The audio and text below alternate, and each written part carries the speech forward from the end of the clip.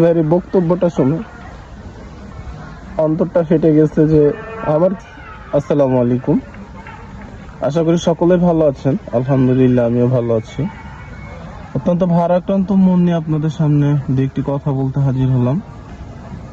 আসলে আমি কখনো রাজনৈতিক কোনো বিষয় নিয়ে কখনো কথা বলি না, বা রাজনৈতিক কোনো কিছু নিয়ে পোস্ট করি না বা ভিডিও করি না।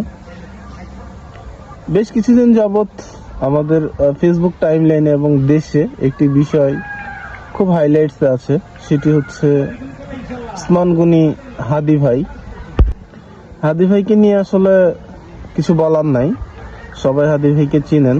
এবং আসলে এরকম হাদি ভাই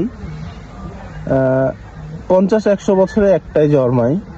এবং হাদি ভাইকে আমি কখনো চোখেও দেখি নাই, মানে সরাসরি সামনাসামনি চোখে দেখি নাই।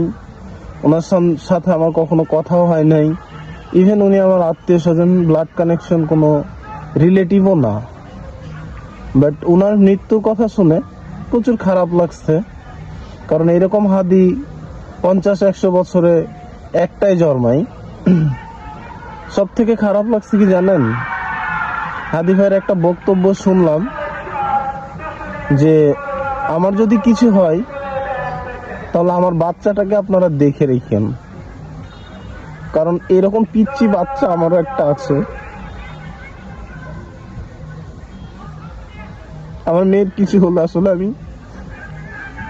টিকতে পারি না।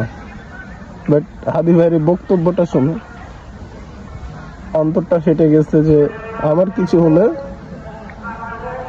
আমার বাচ্চাটাকে আপনারা দেখে রেখেন। বাচ্চাটাকে আমরা কোটি কোটি টাকা দিতে পারবো, বাড়ি গাড়ি দিতে পারবো, সবকিছু দিতে পারবো, তার বাবাকে কি কখনো ফিরায় এনে দিতে পারবো? কখনোই না। আসলে আমাদের দেশের রাজনীতি এবং আমাদের দেশের যে পরিস্থিতি, এরকম কিছু বলতেও ভালো লাগে না। আসলে উচিত কথা বললে বা দেশ সম্পর্কে কোনো কিছু বললে পরের দিন দেখবেন আপনি হয়তো বা গায়েব, বা আপনি হয়তো বা নিখোঁজ, আপনি হয়তো বা আপনার মাথায় কেউ গুলি চালাবে। আসলে ভালো লাগে না। এই নোংরা রাজনীতির কারণে হাদি ভাই গেল, কিন্তু তার বাচ্চাটা, মাসুম বাচ্চাটা, কিছু বোঝার আগেই তার বাবাকে হারিয়ে ফেললো। যাক, সর্বশেষে দোয়া করি হাদি ভাইকে আল্লাহ তাআলা জান্নাত নসিব করুক।